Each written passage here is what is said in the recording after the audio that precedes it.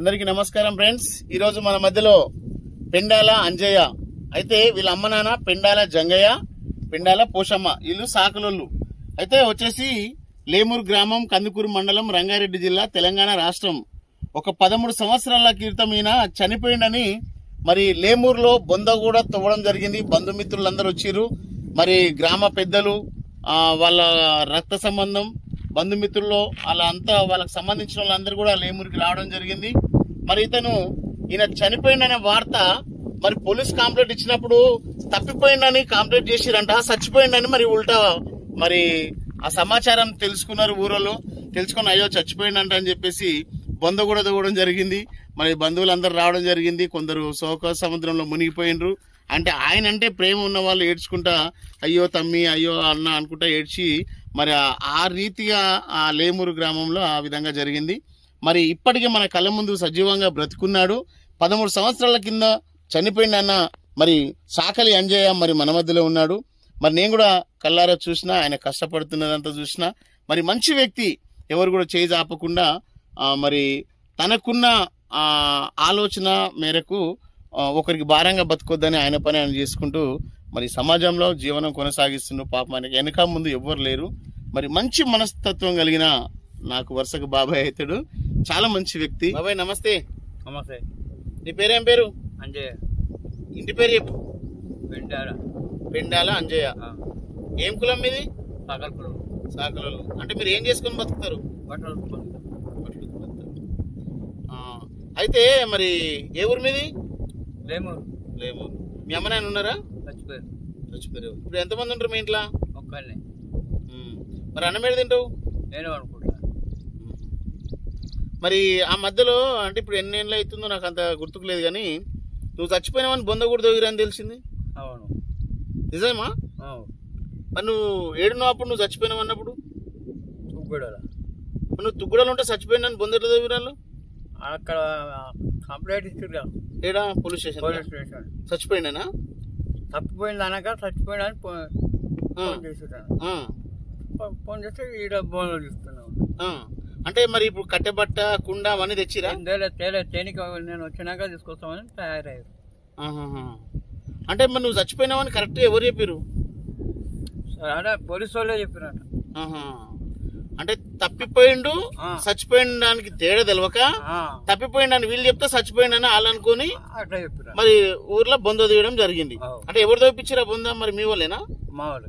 సర్పంచ్ ఎవరు ఉన్నారు అప్పుడు? బాబురావు ఉన్నాడా?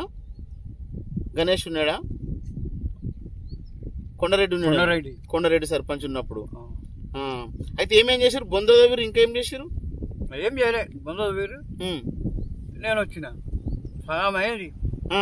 ఇంతకైంది. అంతదాకా బొంద తవ్వీరు. ఇంతకు వచ్చినాక కోర్టు నిన్ను చూసి మరి వాళ్ళ రియాక్షన్ ఎట్లున్నది? అంటే నేను చూడగానే ఏమనుకున్నా? నవ్విర్రా, ఏడ్చిర్రా, అరే ఏంద్రా అని పరిస్థితి? నవ్విరు. మరి నీకేమనిపించింది? ఈ అమ్మ నేను బతుకున్నప్పుడే నా బొంద తవ్వీరని కోపం వచ్చిందా? మరి ఆశ్చర్యం అనిపించిందా? ఎవరెవరిని తిట్టినావు? డాంబర్ గారిని ఇచ్చినా, మా అత్తని ఇచ్చినా, అప్పుడే ఊరు కట్టుకుని పోదాం అనుకున్నా. నేను చచ్చిపోయిన అనుకోని నా ఇల్లు, నాకున్న ఆస్తి పర్పస్లు అన్ని తీసుకొని పోదామని అనుకున్నారు. నేను చస్తేనే బాగుండాలన్నది మీకు అని అన్నావు. లేమూరు అంతా అయోమయమైంది. అయితే నీకోసం మాజీ కూడా ఉన్నాడు, మాజీ సర్పంచ్ కూడా ఉన్నాడు. పాపం ఎంత ఘోరం చూడు. మనిషి బతుకుండగానే చచ్చిపోయినని బొంద దొవ్వి ఇదంతా చేయడం అసలు విచిత్రం. అసలు ఏ ఊరికాడ కూడా ఇట్లా జరగకుండొచ్చు. అంటే మీ అమ్మనైనా ఏజ్ అయిపోయి చచ్చిపోయారా? మా ఏజ్ అయిపోయి. మామకేమో మామగారు చంద్రబాబు ఆయన. అంటే ఇప్పుడు ఇంకా నీకు భూమి మీద ఎన్ని రోజులు బతకాలని ఉంది? నాకు ఆ దేవుడు ఇచ్చిన అసలు గ్రేటర్ నాయన నువ్వు. చచ్చిపోయిన బొందు అన్ని చేసినాక కూడా దేవుడు ఇంకెంత ఆయుష్ ఇచ్చిండు.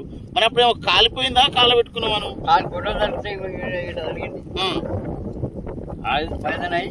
ఇదంతా తీసింది అన్నట్టు. నేను కాలిపోయింది అనుకుంటున్నా. ఇదంతా కాళ్ళ పెట్టుకున్నాను. వస్తే ఉస్మానియా తీసుకుపోయారు. ఎవరు తీసుకుపోయారు ఉస్మానియా? నిన్ను? మా మామ జాయిన్ చేసి వచ్చిరా? ఆయన జాయిన్ చేసి ఆయన చేసినాక మా అమ్మ ఎంకైనా వచ్చింది. అన్న కోస్తుంటే నాకు నొప్పి కాదు. అంటే బయటికి వచ్చేసినావు ఇక?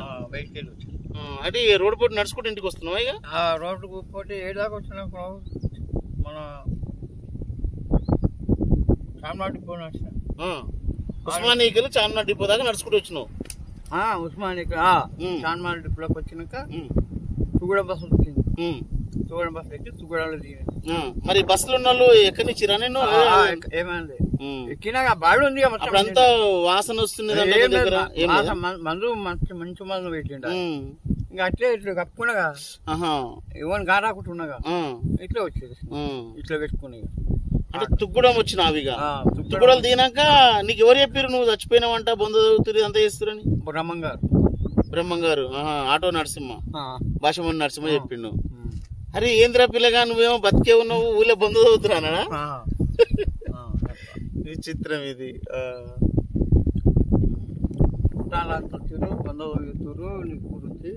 అంటే అమ్మిన పెళ్ళాన్ని కానీ మంగళాంధ్రం గారి గుడికి ఆ ఇల్లు కట్టేగా అప్పుడు నీళ్ళు పట్టుకోండు. మా బావ పెంట బాగా వీరప్పట పైన ఆయన కూడా ఆన్లైన్లో పెట్టి ఆయన బండి తీసుకొని ఆయన నేను ముగ్గురం కలిసి వచ్చాను. ఎంత ఘోరం చూడు. నేనే బాగా చేస్తున్నాను. డాక్టర్ ₹1 మందు పెట్టుకోలేదు నేను. నీ రోగాన్ని నువ్వే బాగా చేసుకున్నావు. అంటే చెట్ల మందులు నీకేం తెలుసు మరి? దాంట్లో బాగా. ఓకే. మరి నీకు ఎప్పుడన్నా ఏడుపు వస్తుందా? నైనా నాయనమ్మ నా యాదకి వస్తుంది. ఇక్కడ దిక్కులేని బతుకు అయిపోయాను, అది అమ్మ లేదు అయ్యలేదు, ఏంది నా బతుకు, అడక తినే బతుకు అయిపోయాని. భూమి ఉందా నాయన మీకు? ఇక్కడ గూడే 39 గదాలు ఉంది. మరి అది ఎవరు అన్నారు, ఎవరు పేరు? అది ముగ్గురం అన్నట్టు మేము. అన్నదమ్ములు ముగ్గురా? పెద్దమ్మలు, అమ్మ తోడ ఒక చెల్లి, ఒక అక్క, ఒక ఆమె రాయరాలో, ఒక ఆమె గుడూరు, చిన్నమ్మ ఈమె. మా పెద్దమ్మ చచ్చిపోయి మా పెద్ద చచ్చిపోయాడు, వీళ్ళిద్దరు. అయితే ఈమె గూడూరు ఆమె చేసింది అన్నట్టు పంచాయతీ. ఇక నాకు ఒక్కరికి ఇక నేను అమ్ముకుంటా అంటే అమ్ముకోపోవమ్మా, నా పాలు నేను ఉంటా అని నేను నడుమున్నా. అది ఆ పెద్ద ఆమె ఇక్కడ ఉంటది, చిన్నమ్మ అక్కడ ఉంటది, నేను నడుముంటున్నా. ఇక అమ్ముకుంటా అంటే అమ్ముకుంటా. అట్లా మరి వాళ్ళు కొంట అంటే ఇస్తావా జాగనేది? ఎవరు నా జాగ నేను ఎక్కడ పోదు, నా దస్త ఏడేస్తాడు, అది కూడా ఇంటికానే ఇస్తాడా? సత్యనాకి ఏడేస్తే ఏంది, ఎవడేస్తాడు. ఇది మాత్రం కరెక్ట్ ఫ్రెండ్స్. ఇది చూసినావా, ఈయన ఇంత స్థితిలో ఉండి కూడా నేను చస్తే ఎవరింటి కాడేస్తారు, ఎవడైనా ఇస్తాడని మాట మాట్లాడుతుండు. మనిషి రోషంతో బతకాలి. ఈయన చూస్తే నాకు అర్థమవుతుంది. అంటే చచ్చిపోతే తనకంటూ 4 అడుగుల జాగా నాది అన్నట్టు. ఇంత గుడిసెనో ఇంత కాలి జాగా ఉన్నా కానీ ఇది నా జాగాలని ఆ తృప్తి వేరే ఉంటది. చాలా గ్రేట్. మరి ఎవరు నాకు ఇట్లా చేస్తాడు? అవును, తీసేది దిగుతారు అక్కడ. ఎందుకొచ్చి మరి మన జాగా మనకుంటే మనకు సచినాక ఎక్కడైనా కానీ బతికినంత కాలం మాత్రం నా గుడి నాకు ఉండాలంట. తాను ఎన్నో అడక తినో అది ఆ గుళ్ళ వంట ఇల్లు లేకున్నా గానీ ఇంత బొంత సింపు వేసుకున్నా ఆ జాగలో వండుకుంటే ఆ తృప్తి వేరే ఉంటుంది. నాకే ఉంటుంది. నా భూమి నాకే. ఒక్కడ భూ అంటే ఎవరైనా పెడతారు కానీ నాకు జాగ అంటే పడిస్తారు. మరి జాగ ఏమైనా గీడికెళ్ళి గింతేనే ఏమన్నాయా గీడికెళ్ళిగో షేర్స్ అందుకనే నెత్తులు వల్ల కొట్టుకొని కేసులు అయి పంచాలు అయితే చచ్చిపోతున్నారు. ఇంత జాగ ఏమన్నా గీడికెళ్ళి కాస్త ఏమైనా ఉండవు ఇస్తారా? గొడవ కొట్టుకోవాలి, మన జాగ మనకు ఉండాలి. అది ఏమైనా కానీ ఉపాసం ఉన్నా సరే, ఇప్పుడు ఉపాసం ఉన్నా సరే కానీ జాగియ ఓనికి అన్నా అప్పుడే చెప్పేసిన కాయదాలు కూడా తెచ్చిన ఎవరి కాయదాలు ఆడుకోండి. మరి పెళ్లి చేసుకున్నావా నువ్వు? ఇంతకుముందు పెళ్లి అయిందా? చేసుకున్నాకనే వెళ్ళిపోయినా. అది ఇక ఆమెకు నచ్చో నచ్చకనో ఇష్టంలోకి వెళ్ళిపోయింది. కింద మళ్ళీ పోలే కావాలని, అది ఇష్టం లేదు ఎక్కడికైనా పోతుంది. తమ్ముడు చచ్చిపోయినా రాలేదు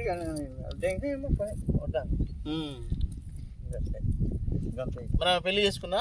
ఏం చేసుకున్నా వచ్చిందో రాయిషాడా గీడ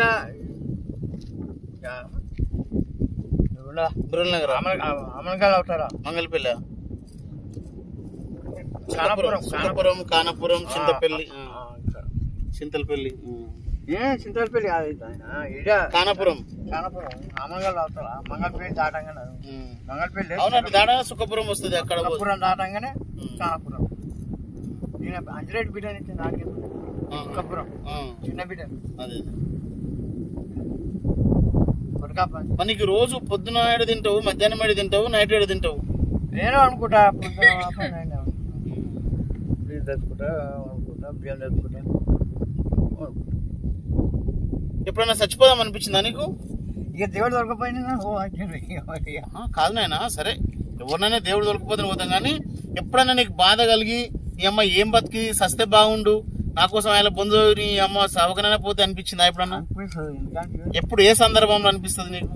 దేనికి కష్టమే కష్టమే బతకలేక. కానీ మీ అమ్మనైనా మంచి వాళ్ళు ఉన్నారంట నాయన.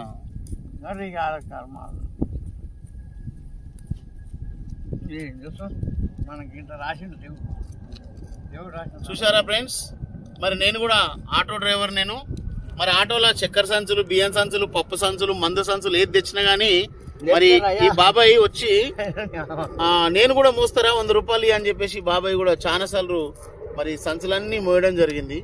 మరి నేను కళ్ళారు చూసిన, ఎవ్వరికి రుణపడి బతుకుతలేడు, ఎవరికి లాలోజు లేదు. ఆయన కష్టం ఉన్నదో లేదో ఉన్ననాడు తింటుండు, లేనాడు బంతుండు, నీళ్ళు దాగి కడుపు నింపుకొని బతుకుతుండు. శరం కలిగి రోషం కలిగి ఒక అమ్మకు అయ్యే కుట్టిన బిడ్డ, ఎందుకంటే ఎవరికి లాలోజులో లేడు. ఇప్పటికి కూడా ఆయన మాటలు విన్నారు కదా, నేను చచ్చినాడు ఏడేస్తారా అన్నాడు. కానీ అది అమ్ముకొని నేను బతికిన కాలాలు అది అమ్ముకొని నేను తిని చస్తారా అంటలేడు.